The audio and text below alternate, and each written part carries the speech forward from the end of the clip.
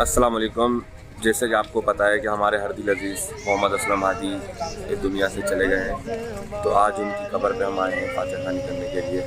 शुक्रिया।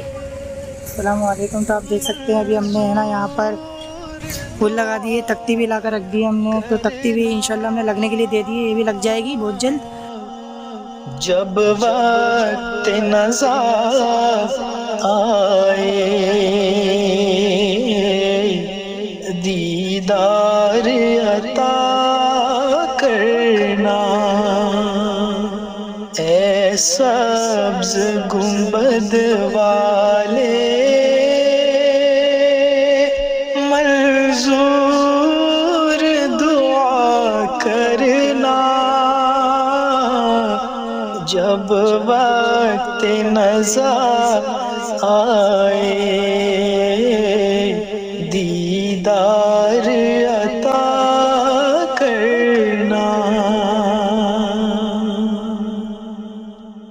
ऐ नूरे खुदा आकर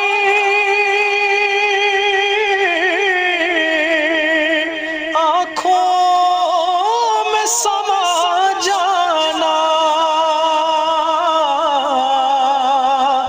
या दर पे बुला लेना,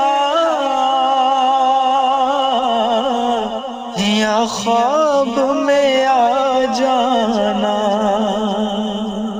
ऐ पर्दा नशीं दिल के।